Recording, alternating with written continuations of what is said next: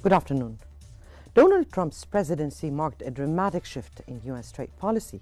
His tariff policies, ostensibly aimed at protecting American interests, became instruments of leverage tools to extract concessions from adversaries and allies alike.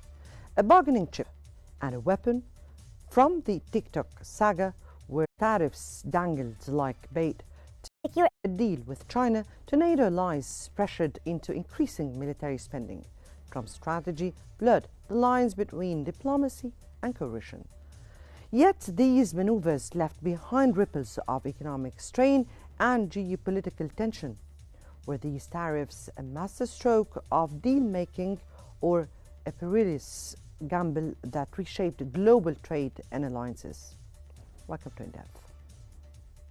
Donald John Trump, do solemnly swear that I will faithfully take office of President of the United States. Capitol open, the emergence and reciprocity. Mexico, Canada, Greenland. Also, and I don't. The White House is set to announce a proposal to spin off TikTok, but China's demand to first discuss U.S. tariffs and trade policies derailed the plan. According to Washington Post, after Trump introduced a 34% tariff on Chinese imports, China retaliated with identical tariffs, complicating TikTok negotiations. The deal remained unexecuted due to unresolved issues and required Chinese approval. Trump extended TikTok's operational deadline by 75 days, but concerns grew about national security and the app's future being tied to trade negotiations. Critics, like Senator Mark Warner, warned against using national security issues as bargaining chips in trade disputes. President Trump is using tariffs as leverage to negotiate a TikTok deal with China, suggesting he might offer tariff reductions in exchange for an agreement on the app. Business Insider stated that after increasing China's tariff rate to 54%, Trump indicated that TikTok's sale could be tied to tariff adjustments. The Senate passed a law in 2024 mandating TikTok's Chinese owner ByteDance to sell its stake by April 5th or face a ban in the U.S. Despite multiple bids to acquire TikTok, including from major figures, the deal remains unresolved. China retaliated with tariffs of its own, criticizing Trump's protectionism approach. Trump's tariffs are intended to pressure China, but both sides have yet to reach an agreement.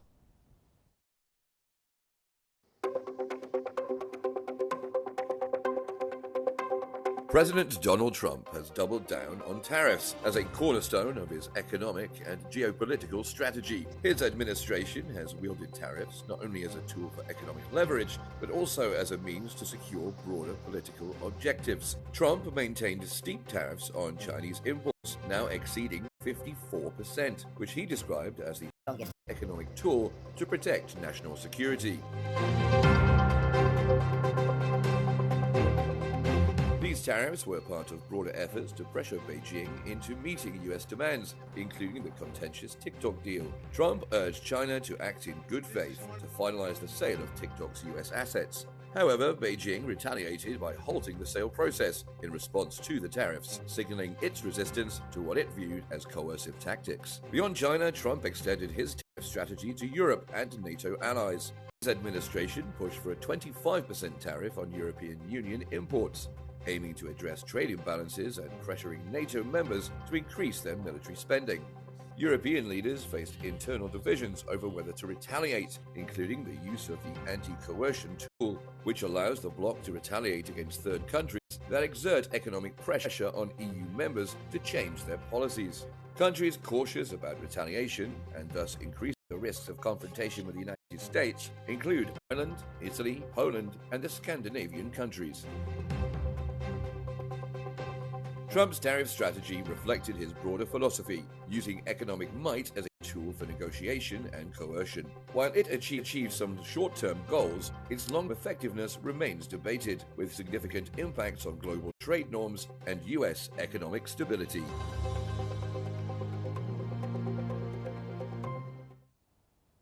Well, welcome back. As Trump's tariffs reshaped global trade, questions lingered. Were they a masterful tool of economic leverage or a reckless gamble?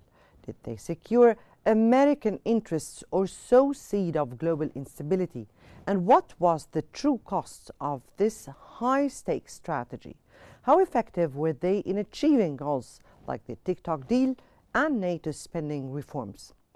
To discuss this and more, and for more analysis, we're joined by Marvin Lee, a geopolitical analyst from Hong Kong, and we're also joined by Ms. Kamila Zradica-Romanovska, an EU Law Security Studies professor from Brussels. Good afternoon to you both, and welcome to Qnews. Let me here start with Mr. Lee. And how effective are such tariffs and the 54% rate on Chinese imports? How are they effective in granting the U.S. great power for negotiations, particularly in cases like the TikTok sale, for an instance?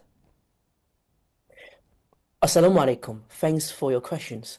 Honestly, China has prepared to handle this trade war with the US as they experienced once back in 2016.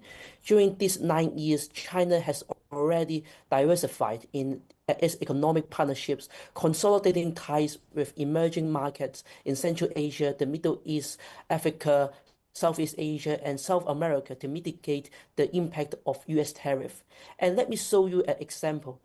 8 years ago, Xiaomi and Huawei have expanded beyond their original market. Initially focusing on smartphone manufacturing, both enterprises have ventured into EV production, expressing Chinese resilience in the face of external pressures. And let me give you the trade data between 2016 and 2024. The share of US imports from China decreased from 22% in 2016 to 14%, less than 14% in 2024, to showcase a decoupling effect between these two countries, and to show that while the figures fluctuate per year, the general trend points towards reduced bilateral trade, with China seeking alternative markets and suppliers like Middle East and Southeast Asia. Professor Romanovska, how do the U.S. tariff potentially violate NATO's Article 2, which are already emphasizing economic collaboration among allies? And how would that ignite or avoid conflicts? Well, first of all, what we have to see here is, and which is really interesting, is that undoubtedly this will drive long-term changes in global alliances and trade infrastructure. And we have to take into account that this is the post-World War II liberal trading system under WTO rules, and particularly Article 1 on most favored nation treatment and Article 21 on nation security exception, is being really used in contrary way as this gas political instrument, because Trump's use of International Emergency Economic Power Act of 1977 justified these sweeping tariffs bypass both multilateral law norms and congressional scrutiny. And clearly, what we are expecting right now as well, with the context of the Liberation Day, is actually tool of a strategic coercion. Well, his action compelling China to consider data security and ownership structure in TikTok, for instance, or pressuring NATO alliance Europe to increase military expenditure, tariffs are being deployed like sanctions. They are unilateral, and very deeply destabilizing. And we have to look as well that in Europe, we find it deeply troubling because we're supposed to be traditional allies, and countries including Italy, Hungary, or Slovakia, who are often considered quite more than sympathetic to Washington, were not spared. while geopolitical rivals such as Russia, North Korea, Belarus, or even Cuba were exempt under the reasoning that sanctions already have applied. The same and shocking situation with China. So we can actually expect that such a US exception for European contribution to NATO, energy policy alignment, or Ukraine, this is going to be in the context of this discrepancies, that's going to be used as a tariff imposition, as a tactical weapon, rather than a principle, I think. And in this way, this tariffs will not be just economically harmful for Europe, that there might be a larger pattern of transnational diplomacy, which is quite incompatible with EU values. Let me get it clear here. We're speaking here about igniting economic conflicts, right? Yes, absolutely. Because this is incompatible with the values of the EU, with the values of modern war. There is no predictability, no legal certainty, and clearly not mutual respect in international affairs, unfortunately. Right. Let me go here to Mr. Lee. And Mr. Lee, could Trump's tariff policies be seen as a kind of broader strategy to weaken China's, or what he calls China's, global economic influence? If that is so, how could China be responding to that? Let me show you our Chinese philosophy and history first. Chinese is playing a long-term game, and the US is playing a short-term game, even like a quarter, at most 4 years. In response to external uncertainties, like right now, China introduced the so-called dual circulation strategy, which is DCS, to focus on two items: internal circulation and external circulation.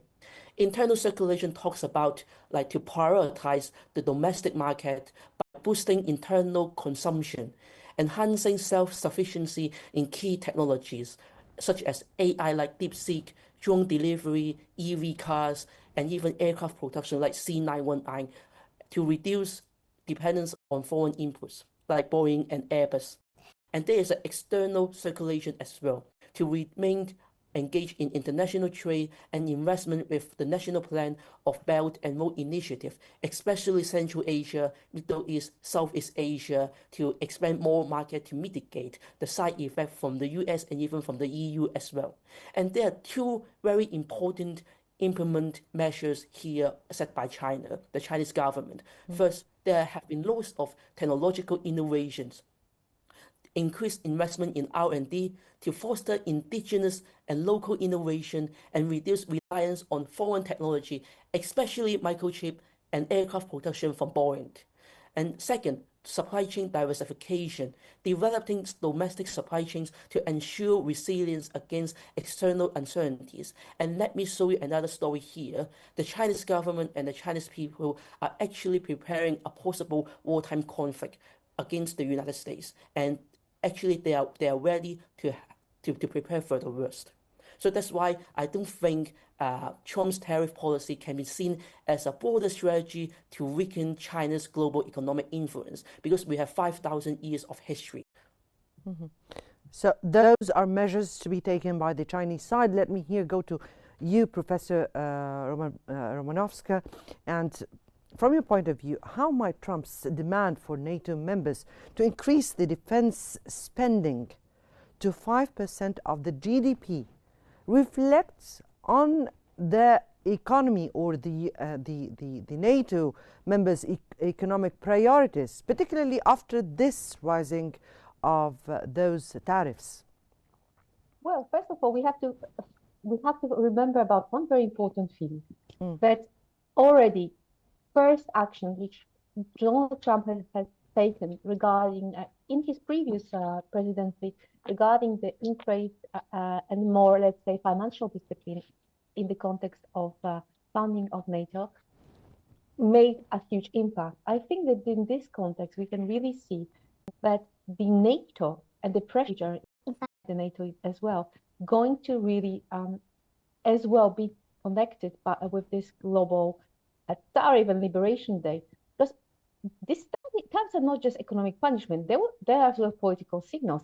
And with those political signals, NATO allies are having a red card, or maybe second yellow card, not red one, that these tariffs in many ways might be as well economic penalties for not meeting this 2% GDP threshold.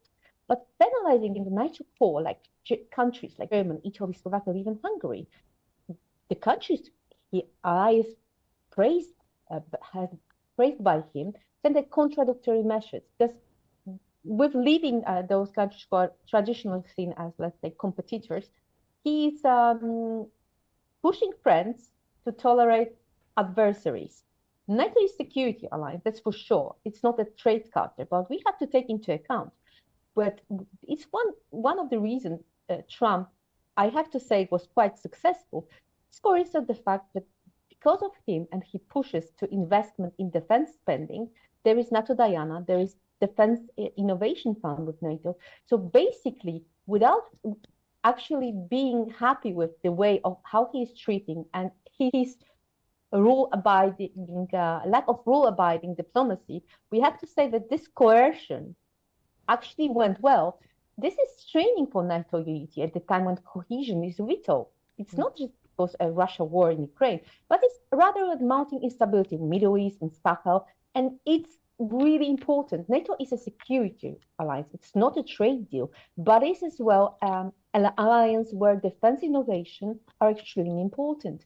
So if we would like to do it, if we would like to strengthen NATO, and if we would like to strengthen defense innovation, for instance, this issue should be really taken care of. And I believe but here let me ask you, Ms. Romanowska, you spoke about that it is a must that you should be increasing the spending on the military aspect, but also we're speaking about different dimensions here. We're speaking about the rising of tariffs. At the same time, you are demanded to increase the military spending. How is that changing your ability or your priorities at this upcoming stage? Well, this is really important because the future of global economic stability, NATO credibility, and multilateralism itself will depend on how this will be resolved in coming weeks. Because U.S. leadership will have to work with alliance, not against them. If we look at the Congress, moderate Republicans and Democrats alike to voicing concerns that Trump is bypassing Congress, for instance, by invoking this International Emergency Economic Powers Act. And this is going to be a Cold War era laws that allow unilateral executive action on economic threats. And this is really something extremely disappointing when it comes to the NATO stability and NATO solidarity itself as well, because it's those tariffs in the context of economy, in the context of cooperation in security matters, violate both spirit and letter of global trading order.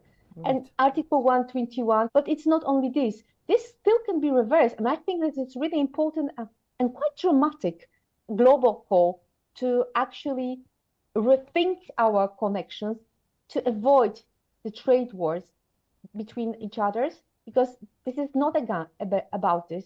This is about as well strategic cooperation, and this is to restore what already has been under the quite strain. We already seeing quite a lot of issues which we have to cope as well as a global world with the lack of US support in the context of, for instance, humanitarian actions. Those are critical issues. At the same time, why Trump is praising America first, EU is actually accelerating as well its drive to economic sovereignty and strategic autonomy. They're affecting more their single market, strengthening against anti-coercion instruments, as well to prevent the use of trade defense tools to prevent economic blackmail, whether from Washington, whether from Beijing, whether from elsewhere. The semiconductors are critical technologies. That's the reason why, for instance, EU has this EU Chips Act. We are investing as EU in billions into the domestic semiconductor production to reduce dependency on Asia without blaming or shaming and increase violate US supply chains. We see this not only as an industrial priority, but more important as our internal security matter as well. But we not imposing ourselves, and we not, let's say, using those issues as and those actions as a weapon against our partners in global trade. For instance, we are screening foreign investment. for sure, we have expanded mechanisms to review and block sensitive foreign investment. And this is particularly from authoritarian states. This includes new rules on subsidiarity, on dissertation, and no market practices, but this is directed towards protection our European market. Definitely, definitely, Mrs. Romanovska. We'll also be speaking about other internal files here, but let me get here to Mr. Lee first. And could Trump's strategy of linking tariff reduction to specific deals, such as TikTok, set a precedent for future trade negotiations between both sides, or the US and the Chinese sides? Both of you have already made a very good discussion about everything about Donald Trump and EU. And let me mention a specific term here. This is called the transactional diplomacy.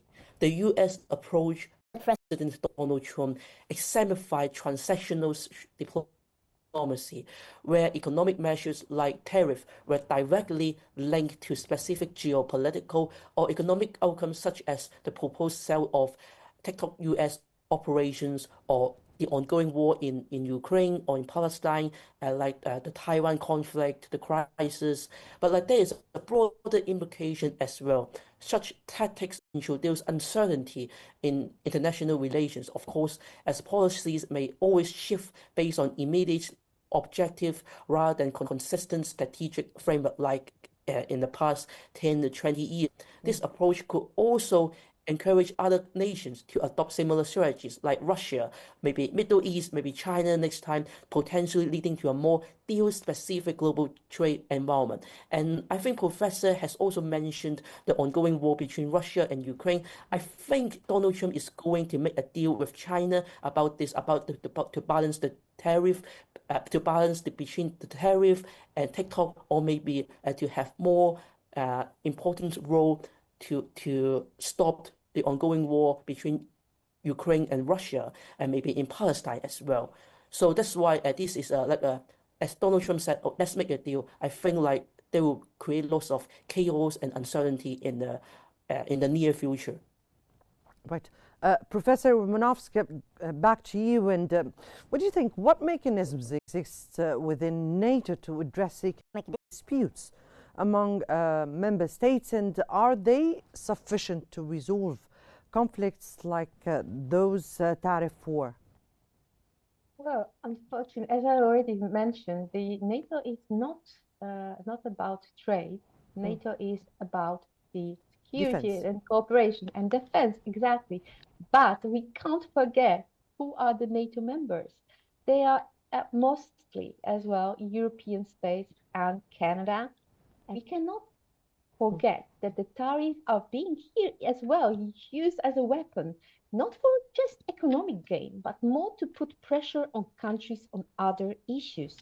We can see in the TikTok deal, NATO military spending for sure, and now we can actually observe it, as my colleague said here, regarding the Ukraine diplomacy. This is not how the global trade is supposed to function. Let's not forget that in the reality, these tariffs will face prices for American customers. It will help U.S. export, trigger job losses, especially the sectors which rely on international trade change.